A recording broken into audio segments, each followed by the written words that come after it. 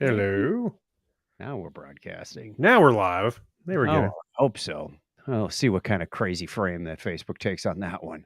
Right. Oh, I didn't think about socializing that either. So, pardon us. Welcome to the pre-show. Craig and I are just getting started. Going to make Mhm. sure that everything is working on the internet. Yep. Everything is. All right, that's a good screenshot. I got the thumb up and a goofy expression on my face. You can't do better than that for a Sunday night. Right. So, share this. Hey, I didn't have to change to my profile to share it first. I think Facebook makes its own decisions at runtime. I am digging the last couple episodes, the artwork you did on those for the Mhm. cover art. That might Oh, yeah. I be got a low. little crunch for time, so I didn't make a new one this time, but No, I'll I make it. kinda like it. I was gonna tell you last time when you did 717, you're like, "I like that." Maybe that's our new Oh, T-shirt. that you like. I got you. The little triangle thing. It's what not the infinite, what do they call that? The perspective where it goes into infinity? Perspective.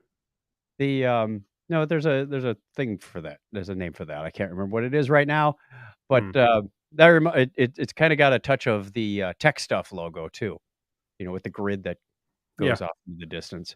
We're going to end up merging with tech stuff. Yeah, no, probably not. I don't think Jonathan's heard about this yet. Yeah. Surprise. Okay, Well, shall we begin? People will yeah, let's do join. this. Let's Let's get do it. started. Take that down, pass it around, 100 bottles of beer on the wall. I'm gonna turn up my headphones just a little bit. Where's my headphone controller? There it is. Okay. Can't hear myself thinking here sometimes. Get to the recorder screen and hitting record in 3, 2, 1. Technorama episode 718. I am a nerd among nerds.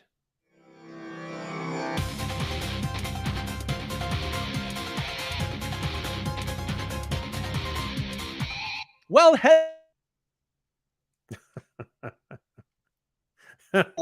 you laughing at my thespianism? No, because as soon we're sitting here recording, as soon as you said, "Well, heck," and it froze on my side. So Oh, heck. I Darn. thought that was Hopefully the funny. bandwidth isn't a problem tonight. No, it should be on my side. All right, we'll see. Should be okay. We'll see. Well, thank you for joining us. My name is Chuck Tomasi from sunny Phoenix, Arizona, where it's hotter than Hades. I bet it is. And I What like are it the that temps way. over there? I think we had about 115 today. Oh, so it's cooling down. Cooling trend. Yeah. I think there was a wind chill. Had to get a jacket out. And joining me as always is Craig Stepp. How are you, Craig? Hey, I'm doing pretty good. It's been hot here too, but not to your extent. But Yeah, but it's only even like 4% humidity, so it's like just opening the oven in your face. yeah, well, here we got a little more humidity. That's the thing. Yep. So it's like you go outside and it's like you feel the weight, the heat just feels like it's just weighing on you. I'll But trade. actually, this evening when I walk I the won't dogs and stuff, I it's won't not too trade. bad. Huh? I won't trade. You what? I Oh, won't you trade would? the heat for the humidity. Never. Yeah. Well, actually, I think in the last day or so, it's starting to taper a little bit. We'll see what happens the rest of the week. I don't know. We're going for a record. I think we need 1 or 2 more days, and we'll beat some record of days above 150 110 Hmm. since 1974. Wow. Well, I remember when my family lived in Texas. I remember consistently during the summers, it was like over 100 heat waves, and it would last for about a week or so, or at least, And they got at the the least. humidity there too. Yeah, they get them right off the Gulf. Yep. Okie doke. Should we begin? Let's do it. All right, we've got some feedback this time, so let's play the feedback music. Headers. Hold on. So what? Apparently, I never hit record. I was watching the little cassette wheels are not spinning. We have to start over. That hasn't Ah, happened in a while. I must have well, hit stop instead of record. at least we're only a few minutes in. So That's right. Okay, we're gonna do this again. Those of you all right, watching on video are gonna laugh at that, but hey, that's the bonus material you get. that's right. Nobody would have heard all that. We probably won't do the whole weather thing again. Why not? I might.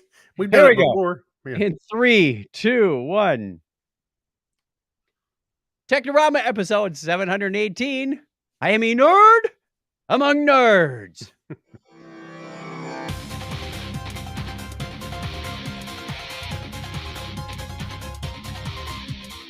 Well, hello and welcome to Technorama. This is the show that takes a lighthearted look at tech, science, sci-fi, and all things geek. If you are joining us for the first time, welcome. If you are returning, welcome back. My name is Chuck Tomasi from hotter than Hades, Phoenix, Arizona. And joining me as always, try to get that out right, Yeah, is Craig Stepp. How are you, Craig? I'm doing well, and I'm from hotter or almost as hot South Carolina. With the humidity, and I Yeah, don't send it over here. yeah, that humidity, it really, when there's heat and humidity, I it can't really imagine. feels like it feels like a warm, wet blanket when you go outside. No Just, thanks. yeah, I just feel like it's weighing on you, but I like jumping out of the pool and you hang up your towel and 10 minutes later it's dry. oh, I bet so. Yeah, You go to other environments. We go to Hawaii and it's like, why is it still damp? Like I know. 3 Well, days? at our mountain house, sometimes it gets so humid, it stays humid up there. So it's like washing dishes, put the washcloth up, and you come back later and it's like still wet. I'm like, how Still can this thing dripping. still or in the morning? It's like, wow, this thing's still moist. Yeah. Ugh, Breeding terrible. bacteria in the washcloth. I know. Yeah, well, that's why we kind of run through them a good bit, but yep. All right, we've got some feedback, so let's play the feedback music. Letters, oh, we get letters. We get your letters every day. Mailman, mailman, mail today. Reach right in and pull one out. Those letters, I love those letters. Let's find out what you got to say. Oh boy! Mailman, mail today. You know, I thought we would have got some Westminster chimes by this point, but no, it's still the good old ding dong. Ding, ding, ding, ding, ding, ding. Well, we don't have the budget for the chimes. Grandfather clock kind of thing. Anyway, we were talking about WD-40 on the last episode, and Mad Marv writes in. He says, there is a version of WD-40 that is safe for use on electronics. It's called WD-40 Specialist Contact Cleaner. Okay. I bought some because the button/triggers on my Oculus Quest controllers got sticky. Well, don't be using, leave the jellies and jams alone when don't be doing breakfast and Oculus at the same time. What do you think? He's just blindly reaching into a jar, eating, and then he goes back to the controller because he's got the. Just a smackerel of honey. I didn't know that they made a contact cleaner. That's I've cool. obviously had contact cleaners for things in the past. I usually got it at Radio Shack. I tried putting that in my eyes to clean my contacts. It didn't feel good. No, take the contacts out first. Oh, okay. Yeah, I said forget what kind of. Huh? He said he had to try 2 or 3 different hardware stores to find this magical spray. Yeah, Amazon. Well, can you not get it off Amazon? Oh, I maybe used needed to. it immediately. Yeah, I used to use some cleaner, whatever the one that Radio Shack would carry, because I didn't have a mixer per se, but the things that had knobs and stuff on it would always get a little bit of static in there. So I'd have to spray it and kind of work it in really good, and they'd clear it up. But probably I just pushed it all to the side of the pot, You now have this like curb of crud. Yeah. When I retire the device, is like an inch worth of dust and crap. Kind of like that K-Pro keyboard we took apart. Yeah. Yeah. The nest inside it. Oh yeah. Yep. Boy, that gives a whole new meaning to the Nest Electronics line. Anyway, we've also got our question of the week from last week, where we asked you, what is something people really don't think much about during the zombie apocalypse? And Steve London said, global warming. Or did I disconnect the iron before I left home? Yeah. I was gonna say the stove. Did I leave the stove on? How about All right, you? so Mark, huh? What else you got? All right, so Mark Kilfoyle says bathing. Imagine being that vulnerable when at any minute you might need to move quickly. So people are going to get stink. Or I'm sorry, going to get stink. He said going to stink. Imagine a great trade in salvaged and kit bash deodorant. Step 4, profit. There you go. I smell an opportunity. Oh yeah. Oh gosh. Here we go.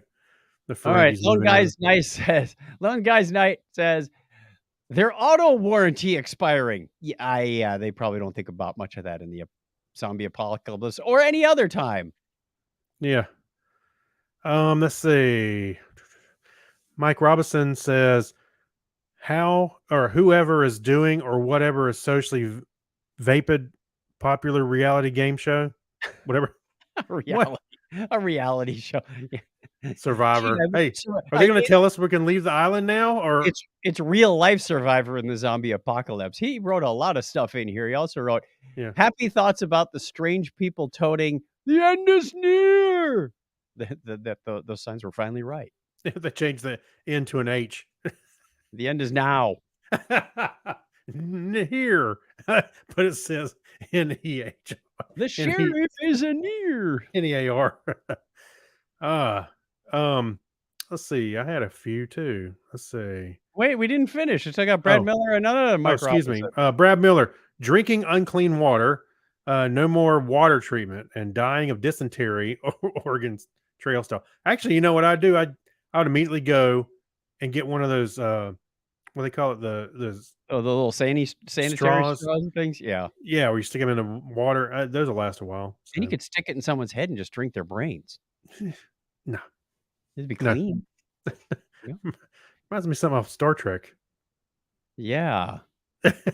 How much protection, that's in quotes, protection is needed when getting frisky with a zombie? What? Mike, he went there. Yeah.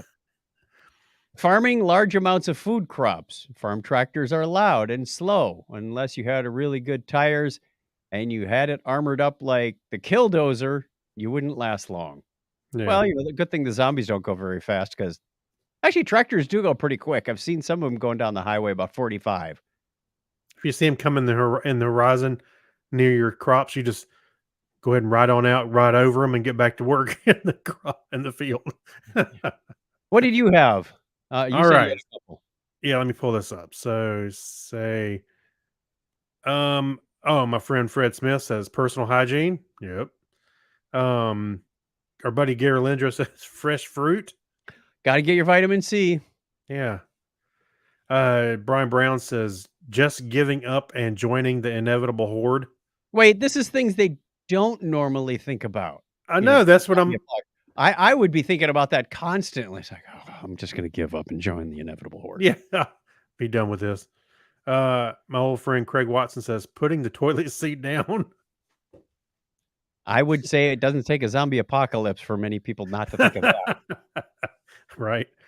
Dean Jensen says, where did I put my glasses? Well, yeah, you might need to be thinking about that if you need glasses. Honey, where are my pants? Dean Jensen also said, did I feed the cat? Yeah, fed it to the zombies. Yes, right. So I put one out there. I didn't get any responses, but mine was, how about enabling two-factor authentication? I'm sure that'd be on the forefront of a lot of people's minds. Zombie apocalypse, man. You want to make sure your accounts are secure. No, the problem would be during the apocalypse, you'd be like, we don't have any electricity anymore. How can I get to my two-factor authentication? Right. Just text it. No. I have it on a... No. I got some... Oh, wait. That's when security codes here somewhere. That's where the key fob comes in. Yeah, key fob. Just got to replace that CR2032 or the LR44 battery, and you're good to go for a while. 2025.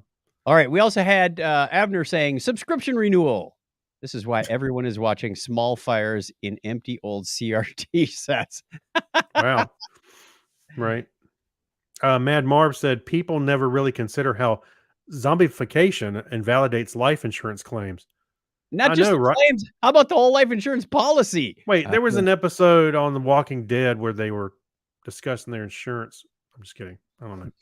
You can save 25% or more by switching to Geico. That's right. In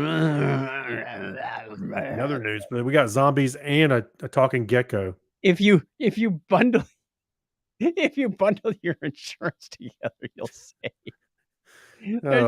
Oh boy. We've gone off the deep end. All right, that wraps up our feedback. We'll have another question of the week for you at the end of the show. Something to ponder. That's a promise, not a threat. On this day in history for July 19th, 2023, this is the 200th day of the year in the Gregorian calendar, and there are 165 days remaining in 2023. It was on this date in 1843 that Brunel's steamship, the SS Great Britain, was launched, becoming the first ocean-going craft with an iron hull and screw propeller, becoming the largest vessel afloat in the world. Also today in 1934, the rigid airship USS Macon surprised the USS Houston near Clipperton Island with a mail delivery for President Franklin D. Roosevelt, demonstrating its potential for tracking ships at sea. It's buzzing around. Here's your mail, President. Yeah, real funny. Drops a package from it. It's airmail. I love that joke. It was on this date in 1952 that saw the opening of the Summer Olympics in Helsinki, Finland. And also today in 1963, Joe Walker flew a North American X-15 to a record altitude of 106.10 meters.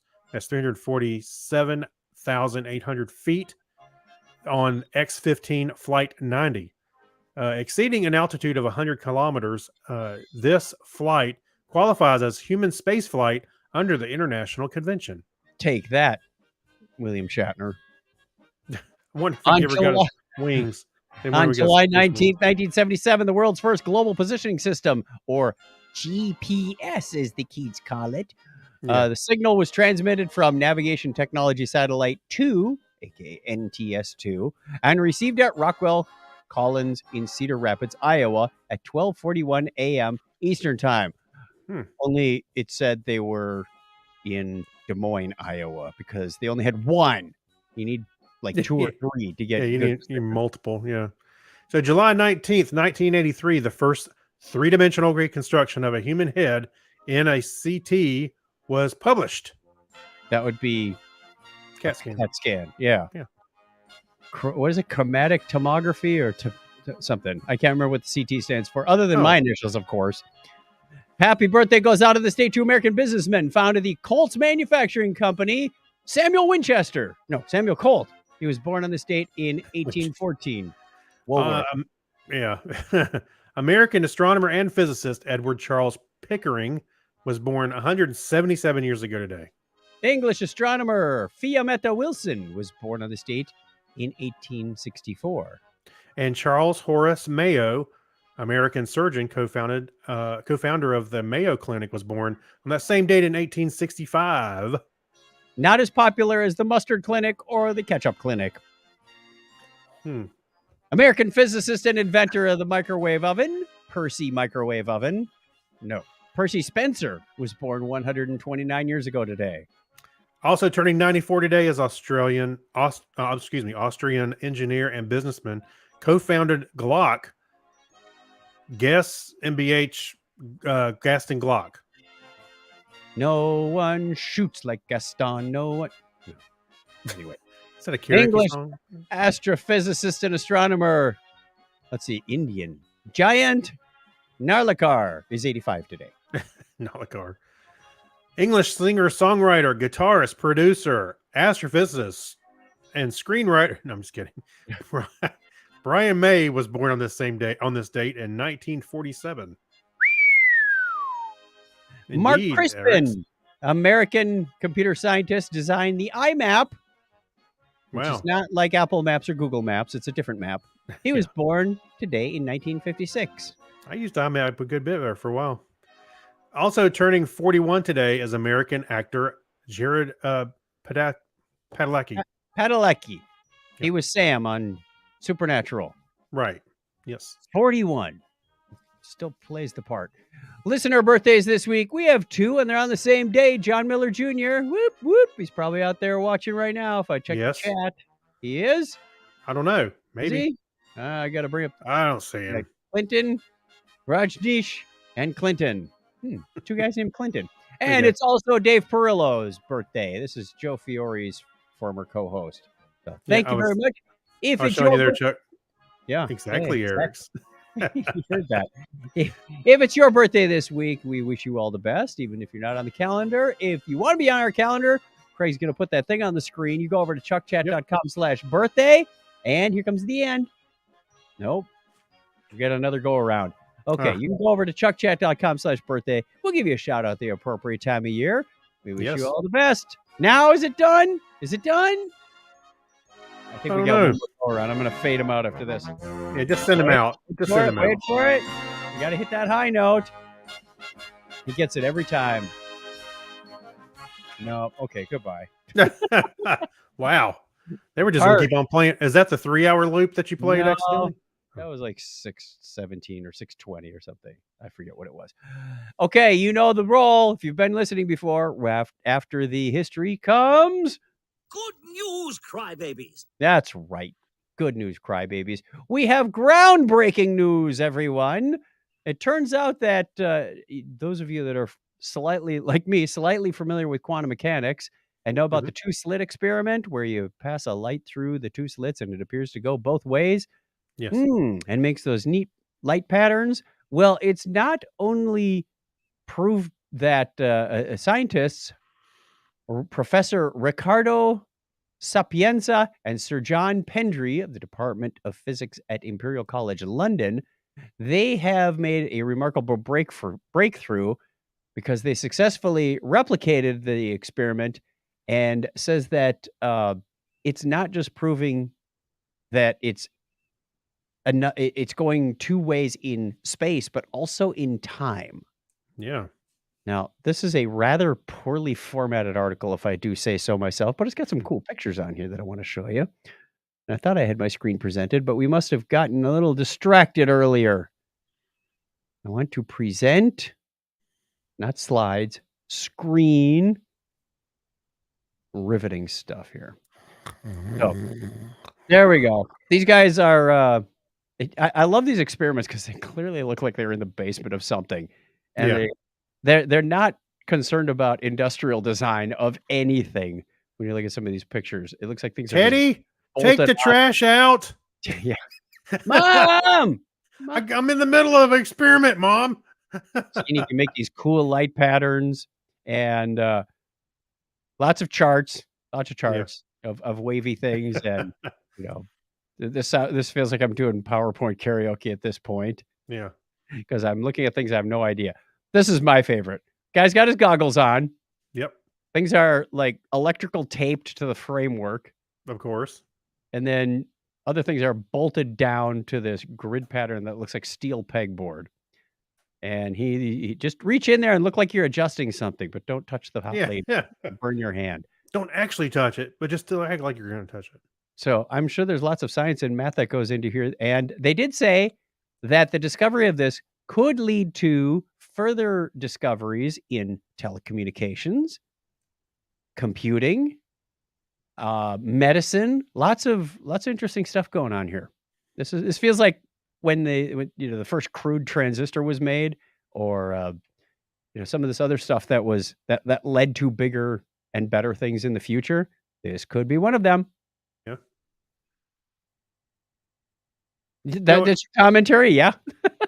Yeah, well, no, actually, it had me thinking about another story, which I don't think I put in the notes or anything. But there was a new standard for Wi-Fi, but it has to do with infrared light, I think. So, like you could do data transmission with light, but it would have to be line of sight. So, I'm not sure how that. Yeah, I'm not sure the whole details on it, but it's a standard now, and. Yeah, so you'd be in the middle of watching a movie and somebody sits down in front of the router. Yeah, somebody sends a tweet and your TV turns off. But anyway, I just thought that was interesting. I'm curious how that would work.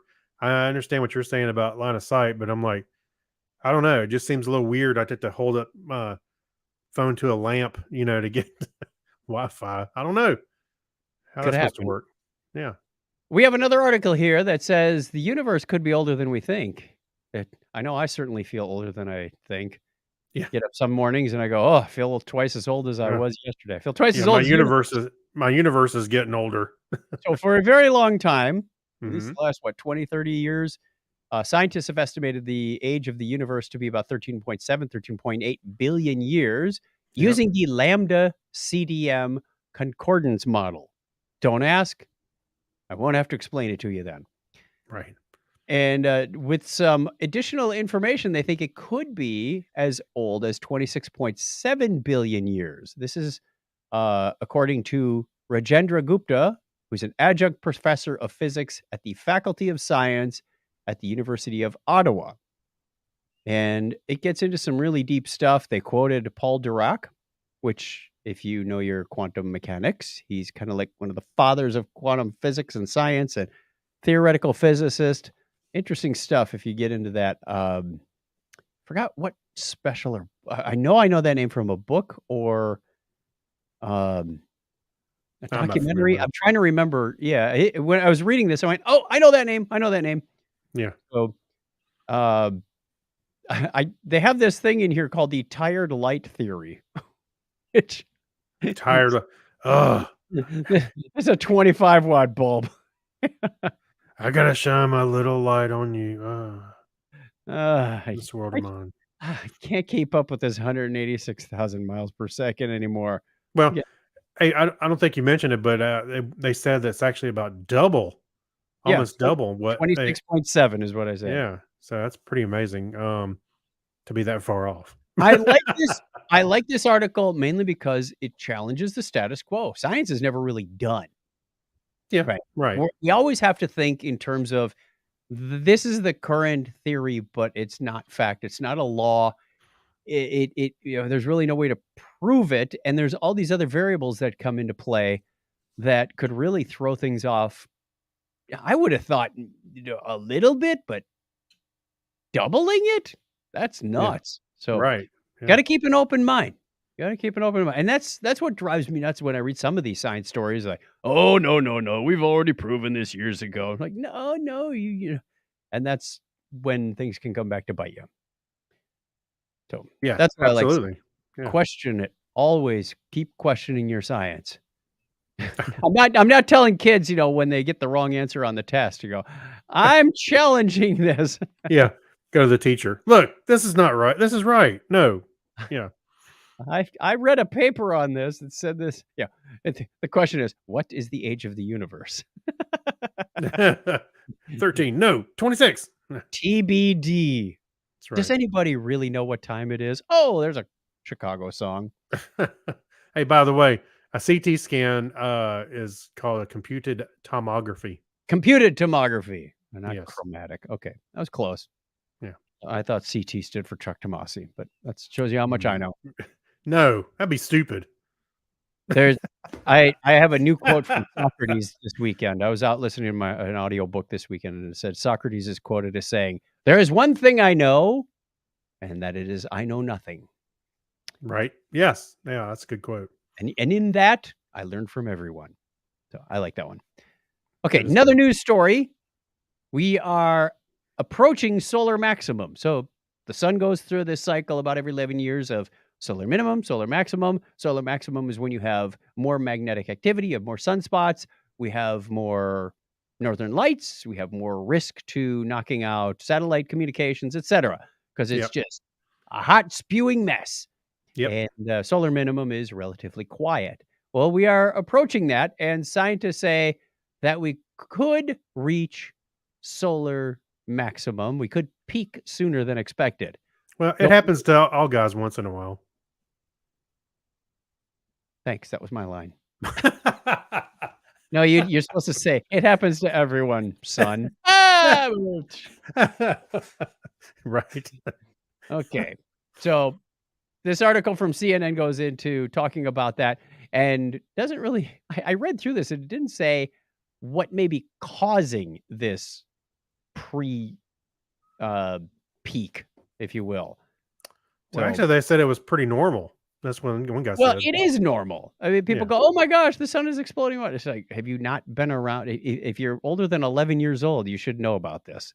Yeah. And I think most of the people reading this are older than 11 years old.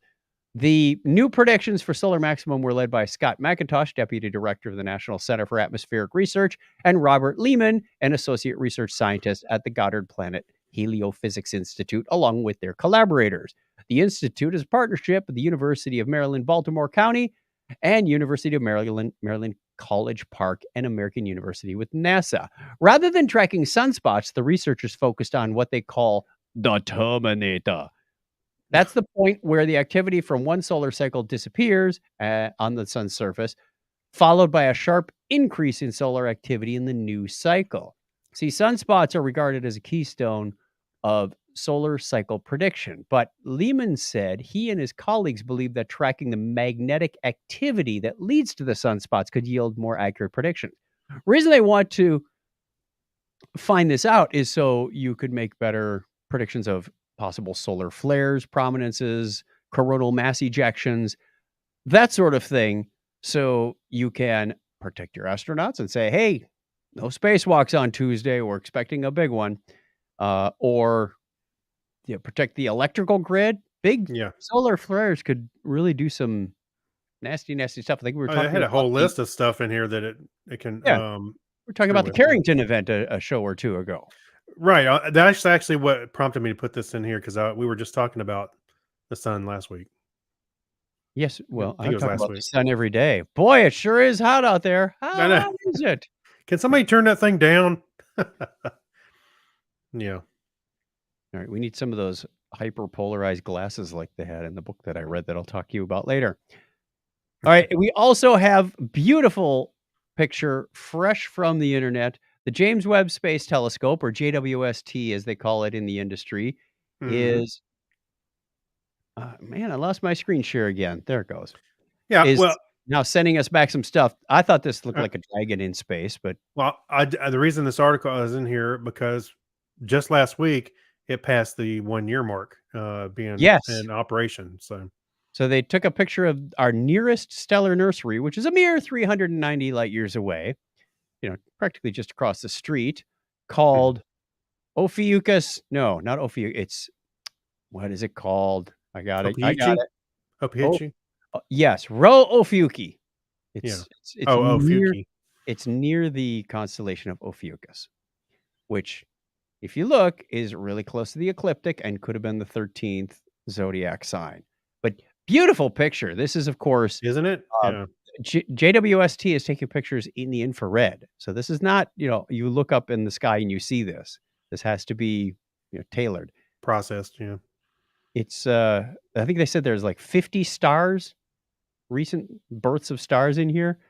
Very similar to the way that our solar system was born many, many years ago. That's pretty cool. It's a beautiful picture.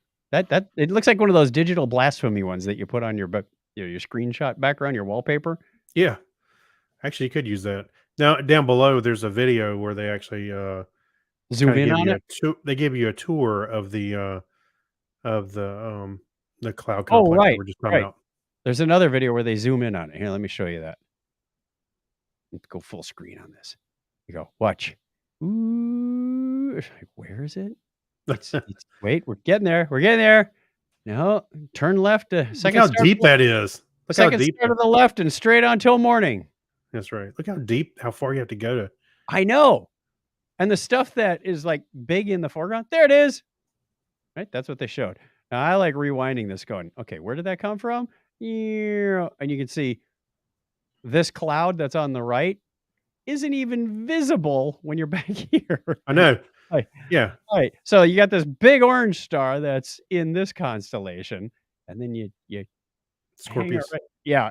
That wasn't Scorpio. That's it. Look, go back. It looked kind of. It says it right. Move Steve Jobs out of the way. Scorpius. Oh, that is Scorpius. All right. Wow, I'll take that as an apology, Chuck. There's his tail. Okay, so that's Arcturus. Where's the three that are out front? Nah, I'm not buying it. Oh, there they are. I've never seen it drawn this way. Oh, yeah. 1, 2, 3. I can always spot this because it almost looks like a fork, like a 3-tined fork. Sure. I hate the way that some of the constellations are drawn with lines. They're so. You can see the hook of the tail on Scorpio, and then yes, you're right. Sorry, Craig, you are right. But you can see the hook of the tail. But it's like, how do you make the front end with just this like badly drawn T shape?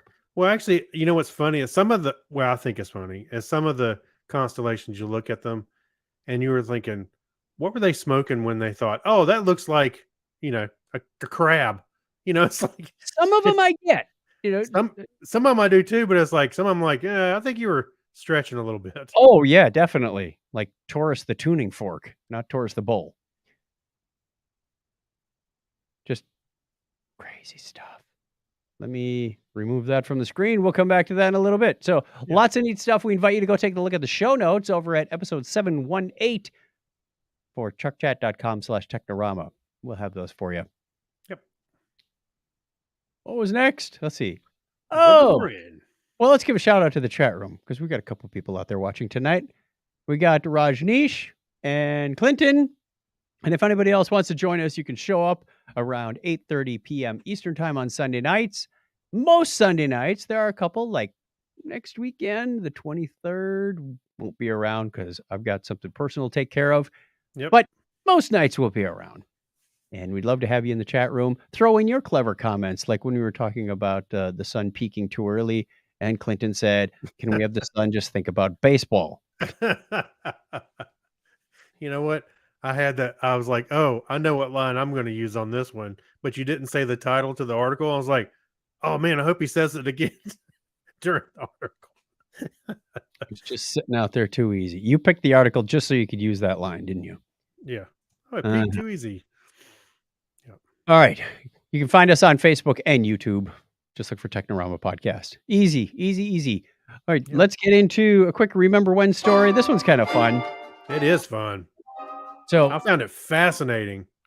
yeah. So Adam Savage has a YouTube channel called Adam Savage's Tested on YouTube. 6.3 million subscribers. Yeah. And this one came out, a few days ago? 4 days ago, as we record this. Let me put this back on the screen.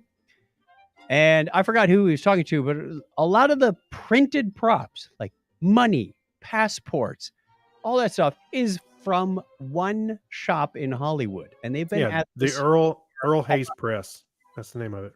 They've been at it for like 100 years. Yeah. But they don't really organize things well. They move from project to project to project. It's like, oh, we're done with this. Go put it on the shelf. They must have a lot of shelves somewhere because there's they got flats, flat files and shelves and all kinds of stuff. Yeah.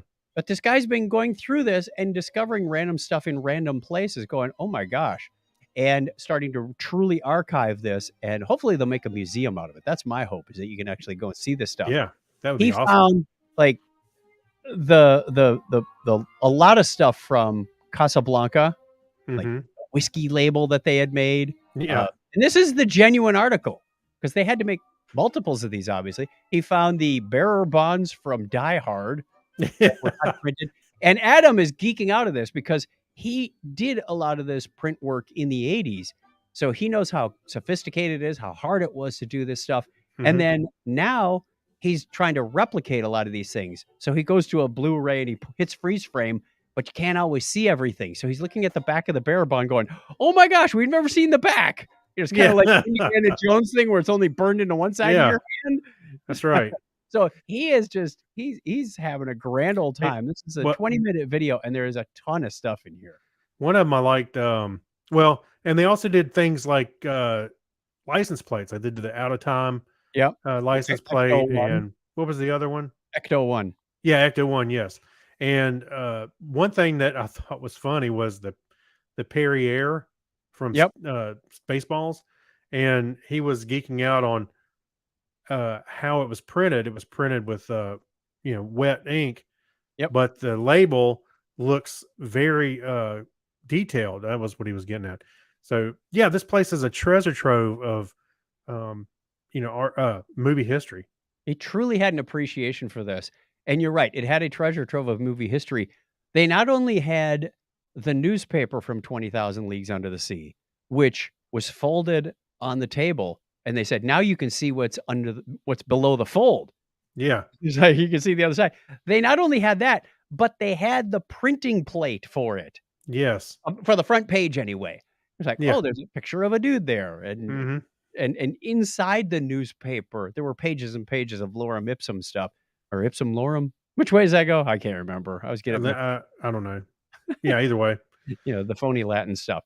But and this was just scratching the surface, is what it sounds like. This guy's continuing to discover things all the time. Yeah, he actually had several printing plates, not just for the newspaper, but what was the other thing? I forget what the other thing was, but he had another printing plate. And I was like, wow, I can't believe you even have that. Oh, Here you go. Of course, Clinton's going to correct us. Lorem ipsum. Yeah. I think I went to school with a guy named Lorem ipsum. Yeah, that's right. The what's the Future Cop show? Not RoboCop, which they had some of that. They had some OCP stuff. Oh man, I'm Future Cop show. Describe it. Never mind. We'll move on. Where he said he had the badges. Oh, Blade Runner. Blade Runner. That's what it was. Yes. That's not Future Cop. I was thinking Wesley Snipes. I was thinking. I'm surprised I pulled that one out of my head. Yeah, thanks. When you said Future Cop show. I threw him a loop and he still caught it. Ugh. Yeah.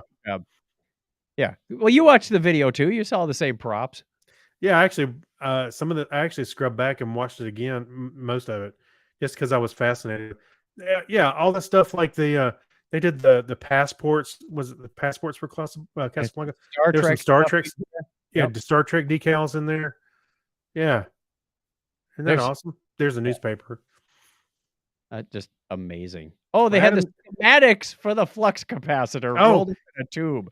Yeah, he said somehow it was stuck in a behind some air conditioning vent in a tube. Yeah. So Adam did say that they were going to have other videos from this place, and I hope so, because I'd love to see some more. Heck yeah. They had a list of pre-approved phony newspaper names in multiple countries, so they wouldn't get sued. You can't just go, I was reading in the New York Times. You can't say that. This was long before the days of product placement, obviously. Yeah. So they'd have like the Daily Planet. Yeah, right. There was a copy of, or at least the cover of the Gray's Almanac from Back to the Future. Back to the Future. Yeah. You got to remember they needed multiples of these Mhm. because if you were running the movie and somebody ripped it, like stop production, we gotta go print another one. It's like, well, if they print 10 or 20 or 40 of them, no problem. Right. We'll just slip another jacket on the book. So that was a fun video. Thank you for sharing that. Yeah, you're welcome. Okay, quick shout out to our patrons because they're the ones who make this show go. They keep us financially solvent.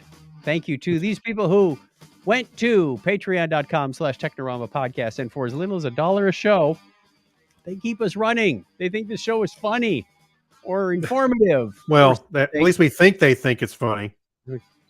There's a reason they do this, and we're not sure why, but if you're in the Q area of LGBTQ and you're questioning something, question this.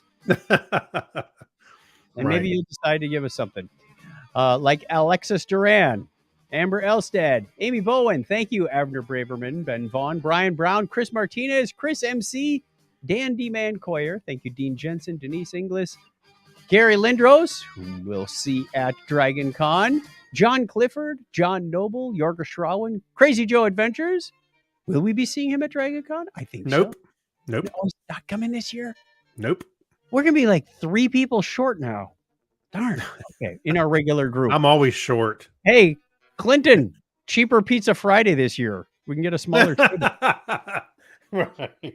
Kyle Nishioka, Leon, Mark Kilfoyle, Brad Miller, Mike Wills, Saturday Morning Media, Stephen Weshy, Steve Cody, Steve Therian, Steve Webb, Steve London, and Tim Cook.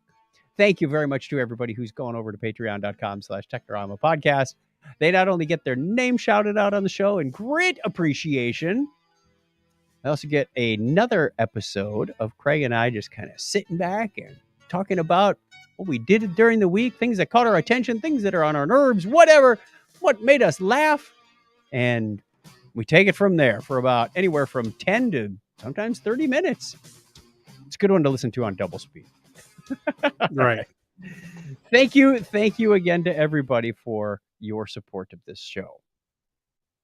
And with that, we get into one of my favorite sections of the show. Let's see how we're doing on the play clock. Oh, we're doing just fine. Yeah. We do. Where is it? Pass me the remote.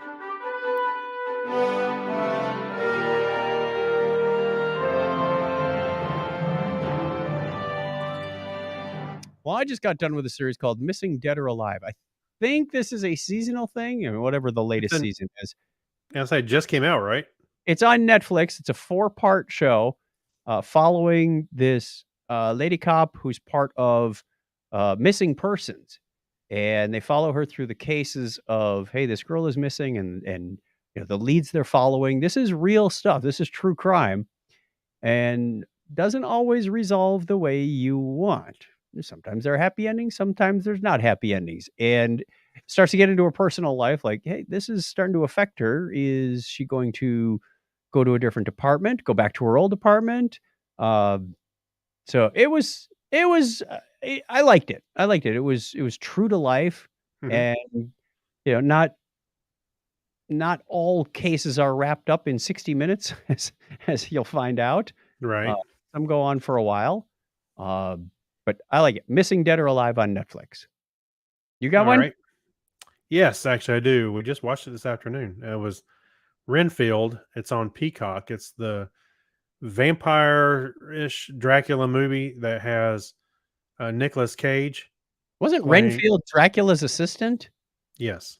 So that's where I was getting at. So Nicholas Holt was playing Renfield, and he was getting to the point where he was realizing he was codependent and on Dracula, and he was in a toxic relationship. He was in therapy.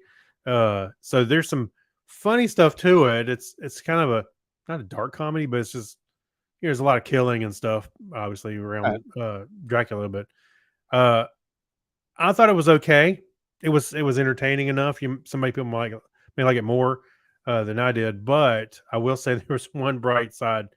Nicolas Cage was able to play a hammed up Dracula very, very well. He was perfect. Really? So, yeah, Okay. he was really good at that because it's a little comedy flair to the whole thing, to the whole movie. Yeah. So, but yeah, it was all right. I mean, I enjoyed it enough. Somebody might like it a little bit more than me, but yeah, it was good. All right. Speaking of lots of killing, Donna and I finally finished The Last Kingdom and its capstone, which is 7 Kings Must Die. Mhm. There's like a movie at the end of this series. I think it was 6 seasons total. We've been watching them all for the last few months. It was kind of a couples show, although very violent. Mhm. It's based on true history of how England became England, because it started out as all these kingdoms, the kingdom of Wessex and Northumbria, and when the Danes came a calling, Yep. a lot of we referred to them as the Vikings, or The Great Danes. yeah, the Great Danes. It was an interesting story, and it's mainly centered around this character Uhtred, who's a warrior. Well, he was born a Saxon. Yeah, he was born a Saxon and put into slavery and grew up a Dane. So he's got this cross-cultural, and nobody's really ever sure where his loyalties lie. And but you really start to feel for the guy, and because he goes through a lot of these relationships where he loves somebody and they get killed, and they love somebody and they have kids and then she gets killed. So it's kind of a sad, tragic story in the end. Right. And they're Yeah. not afraid to kill off any of the major characters, which is kind of fun, except Right. but Last Kingdom, it's a bit of an investment. I liked it. It had a nice arc through the whole 6 seasons, as well as individual seasonal arcs of, oh, here comes a new bad guy. And it's based on a true story, because at the end, the king that they end up with is the one who finally, united all the kingdoms and ruled for 15 years, and is he was originally from a place called Bebbanburg, which is now in Scotland, but at the time it was in Northumbria. That's a Mhm. real place, and at the end they show the actual Bebbanburg Castle with cars in the parking lot and people roaming around. It's like, whoa! Now I They're kind of breaking the illusion. yeah. What manner of metal carriage is this in mine? $5, please. Yeah. £5, sir. Sir, move. I got to park. Camera's in the way. What is this camera? Okay. I also have been, I've been looking at old movies once in a while, going back into the archives. This week's was Airport 1975. I think I reported that I watched Oh, wait a minute. Airport, the original. Classic movie. Yeah. Classic movie. Hey, it's almost 50 years old. This is the one with Charlton Heston. Yeah. Norman Fell is in this. Cesar Romero. They're a whole bunch. The girl from The Exorcist is in there. This is the one that has the most George input. Kennedy. Yeah, George Kennedy. He was in the first one too, so it was a nice carryover from that because he went from Since- being like chief mechanic. You said Sid Caesar is in there. Yep. No, I said Cesar Romero. You're right, Sid Caesar. Yeah. He was kind of obnoxious. This was not his best picture. Eric Estrada. So there were some people that were like, this is sort of a launch pad for these. The guy who played from Mork and Mindy, who played Mindy's dad, like Yeah. Mr. Conrad Janis. he was in there. Yeah, so it was kind of fun from that perspective. Going, yeah. George Costanza's dad is in there. Yeah. Right. Jerry, what's it? Jerry, not Jerry. What are you having a bad name day? Yes, I am. I'm having a senior moment here. I should have probably brought up the link on IMDb, which is where the show notes link you to. I was gonna say you got the link right there. I know. I did it on purpose, but now I'm in the groove, sort of. Yeah. All right. But a lot of fun from that. I don't remember the storyline. I do remember watching this years ago, but I don't remember where it ended. Obviously, they landed. But the thing that I had a problem with is this is like watching Enter the Dragon after you've watched Kentucky Fried Movie. You can't help but laugh at some of the tragic moments because yeah. Airplane ruined this movie. Oh yeah. This is the inspiration for Airplane in so many ways. The sick girl who needs a kidney, she's in there laying on the Man, couch. Wasn't Airplane supposed to be a spoof of all the disaster movies? It was mainly around Airport 75. I mean, it was supposed to be like also a kind 77. of a spoof of like disaster movies and stuff. Of Not course. all disaster movies. I mean, Okay. they didn't take Well, yeah. Earthquake. They didn't take Poseidon Adventure. They didn't. It was mainly Right. these two, 75 Mhm. and 77. Because I just watched the original Airport and went, yeah, no, they didn't really take anything out of this one. So next, you know what's coming next. Airport 77. Yeah. I did also stumble across one. Donna and I came across one called Documentary Now, which is also on Netflix. Yes, I've this is a seen some of that. Short little things that are rather funny and comical. Yeah. The one that I saw, somehow we jumped into like season 3 of episode 6, where they're bringing back the I'm Pro sorry. Bowling League. I was stealing your password account. Yeah, okay. No, I think Donna had watched part of it before. Right. But Michael C. Hall, the guy who plays Dexter, is one of the Mhm. characters in here, and he's really this calm and demeanor. They're bringing back the Pro Bowling League. The idea was, it was kind of dull in the 90s and faded out in the early 90s. And this is 10 years later, like 2003. They're bringing it back, and they've got their bad boy, they've got the champion, they've got their lovable loser. It was pretty funny. And the fun thing is, these are standalone episodes that only last about 20, 25 minutes. They're easy to consume. There's not a huge commitment, but if you want a good laugh, look for Documentary Now on Netflix. And my final is a book that we reviewed a while back. Oh yes. The topic is Trek. This is one of the paperbacks that Craig brought to Dragon Con last year. Mhm. You read it. We Yes. did our report and then gave it to me on the cruise. So I have read it, and now I'll give it to Clinton this Dragon Con. It's called Crisis on Centaurus by Brad Ferguson. Hold up the cover for that. Oh, I'm a little out of focus, but that's all right. Hold it near your face. There you It's go. a story of obviously Kirk and Spock. McCoy is in there a bit, but his daughter Joanna is more of the focus of the story. I'm not going to ruin it for you. It's got some good bits in it. Like they were talking about global warming and how we're Mhm. not going to repeat the same mistake on Earth that we did. And this is Of written course in not. 1996. Of course we won't do that. But it takes place on Alpha Centauri and that star system. They call it Centaurus. I don't know. They never really did explain in the beginning why the Enterprise suddenly went bonkers. Like all the computers broke down. They were having environmental problems. They were having gravity problems. They were having communications problems. The whole thing just kind of went on the fritz, and all the backup systems at the same time. It's like, what's the warranty on this ship? Can we return it and get our money back? Just died. And not There were- only do you have Scotty, but you have a second Scotsman, McPherson, and they were, very closely hand in glove. It had some interesting new characters in there as well. Oh, There- and I love the part when they're so anyway, the Enterprise is having these problems, and they're called to this mission because there was a huge explosion Yeah. on the planet that they have to go to, but they're like limping along, and Scotty's doing the warp drive intermix by hand, and He's getting out and pushing. pretty much a board of balance. Yeah. Kirk and Sulu take one shuttle down to go investigate and figure things out, and Spock and Chekhov take another one, and they're trying to dismantle this planetary defense system that nearly shoots the Enterprise out of the sky. And they put Uhura in the big chair, so she's up Yes. there and doing a mighty fine job with Mhm. some of these other no-name characters. Another missile comes up and tries to get the Enterprise, and they shoot it out of the sky. Great. They get to the end of the story, and Kirk is writing in his log all these commendations he's going to give to Spock and Chekhov and Sulu. I forgot and about doesn't mention Yeah. Uhura. She had Yeah. command of the ship. She saved the ship, and you don't give her anything. Yeah. Oh, that was a grave oversight by the author. Yeah. but It I was. think your favorite part, which I may not have picked up on as quickly, Uh-huh. is there's a lot of product placement in this book. Yes. Especially in the Oh, yeah. beginning. They're talking about Hilton hotels at one point, which is nice to know that Hilton survives in another star system. Yeah.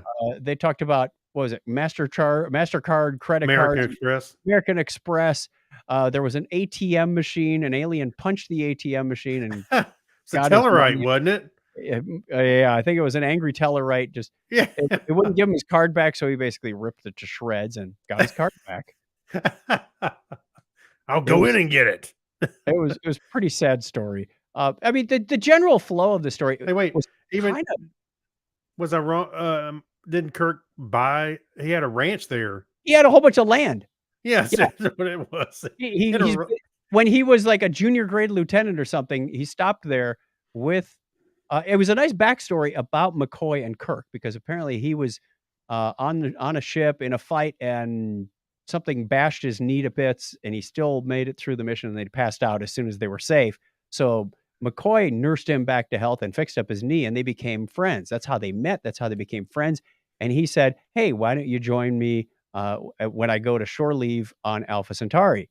So they go there, and they're flying along. He goes, "Hey, what's this, wooded place in the middle of nowhere?" And he fell in love with it, bought some land, and as he was going up through the ranks, got more and more land. He built a cabin out there. He owned this Yeah. whole valley, named the Farragut River and the Garrison. What was it? The something Valley, named after his former captain on the Farragut. Yeah. So, I mean, it had a lot of interesting history. They did do a couple of touch points back to some TOS episodes. Some I think they made up. I'm like, I don't remember any of this happening, but Right. if you base it off in the the fourth Stardate, season. that's probably where the hidden script. Yeah. So the flow is kind of slow through the middle part of the book. Like, let's cut to Spock and Sulu, or Spock and Chekhov, who are trying to decommission the defense system, and then it's over to Kirk and Sulu, who are trying to find the bad guys and talk to the politicians, and it just goes back and forth. I'm like, Yeah. oh my gosh, move it along, and then it finally picks up about 3/4 or 80% of the way through the book. Like, oh, good, the ending is coming. That's right. Let's wrap this up, shall we? So, yeah, I think you paid a whole $1.50 or something for this. Yeah, there's a used Buck bookstore here in 95. town. Yeah, there's a used bookstore in town. I went and bought 3 of them, and we It reviewed was them. it was a good couple of weeks, just something to pick up on the nightstand in the evening and go, I'm ready to fall asleep. 30 minutes Yeah. later, I'm asleep with the book. I actually I haven't read, other than that one, I haven't really read. I got yours over here I need to read. But a lot of those stories I used to like to read because they were, well, for a while there wasn't really much Star Trek going on, and Right. for a little bit. And then so we had novels, and Yep. Comics. There's some comics. I got some sitting right there, as a matter of fact. Um, so I like reading this stuff to get a little extra story about these characters that we like.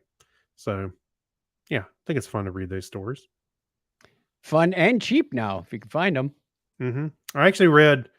I think they were mostly ghost written. Clinton can probably correct us if I'm wrong, but the ones from William Shatner, uh, and it was about Kirk coming back to life and this whole story about, and it tied him into the Borg and all kinds of stuff. It was a lot to All right. it was a Interesting. lot to listen to, but I'm trying to remember all those details about it now. But I remember I enjoyed it. But yeah, it was ghost written. But um, yeah, they resurrected Kirk using Borg technology, and they wanted Kirk. I'm trying to remember what they wanted him. Was it the Romulans that wanted him? Well, they have his Anyway, bones in the museum. We found that out on Picard. yeah, right. So All right. anyway, One final thing for the media corner. We'll play our yeah, media corner thing just so we have a chance. yeah. It's been a Be while. official. Be official. Welcome to Blockhead Video. Hey, where can I find some good information about music and TV and videos and things? Over here in the media corner. So we have one video that's actually a not so much a video, but it's the audio of an old Fresh Air interview with Terry Gross from 1996. She's talking to Steve Jobs. Yep. This is when he was at Next. And it's funny because she keeps asking about Apple, and he says, I really don't want to talk much about Apple. And she keeps asking about Apple. He wasn't thrilled with Apple at the time. He gave a little insight of where he thought the internet was going. He spent Yeah. some time, nice background on, for what the internet is and what web pages are and how they're authored. Well, know, that's he- what that I actually listened to. I didn't listen to the whole thing, but as I got into it, I thought it was really cool backstory, like you mentioned. Yeah. Where they were wanting to take the internet. They had static pages. He started describing that. They don't do much. And then now we're getting to the point where we can have code on the back end and it's more dynamic. I was like, wow, he's, Well, that's what CEOs are paid to do. They're paid to look at what is the future, where are we going to be in Mhm. 5 to 10 years. So Yeah. he did a pretty darn good job of that. Mm-hmm. Yeah. And so I thought it was a fun listen. A lot of it you probably already know, but anyway, I thought it'd be worth throwing in there nonetheless. It was like 25, 30 minutes. It wasn't real long. 30, yeah, it's like 31 minutes. Okay. And I did it at 1.5. So still legible, but easy to understand. Alrighty. That takes us to the end. We've got one more thing, and that is our question of the week. What sounds like complete horse hockey, as Sherman T. Potter would say. But it's actually true. What sounds totally unbelievable, but it's true. That you can get rich in podcasting. That you can lose weight overnight. Yeah. That you can extend your car's warranty. Oh. I don't know. Someone keeps leaving me voicemail about some male enhancement drug. I wish they'd stop. They keep changing their name. I don't know how I the got on internet, that the call internet's, list. the internet's listening to you at home. Yeah, apparently I must have mentioned something to Alexa that's coming back to haunt me. Right. I hate Oh it when boy. that happens. Yeah. All right, that takes us to the end. We appreciate your time, and that music means it's time to get on out of here before Alexa tells us something new that we don't want to hear. Call us on the listener line. Where's that info, Craig, for the people watching at home? Pulling it up right now. For the hearing impaired, you can call us on the listener line 707-530-2428. That's Wait a minute. 707-530-chat. Mike Robbins says that the government cares about you. I'm glad. Why don't they pay for all my medications? Well, I think it was what it sounds like BS, but it's not Oh, actually true. that's his answer to what sounds like. Yeah. Yeah. How about the whole election process? Oh, no. Let's just move along. Don't. Technorama at chuckchat.com is how you can get a hold of us. We want to hear your voicemail, email, or call us. Till next time, take care, share with a friend, give me a binary high five. All right. 101.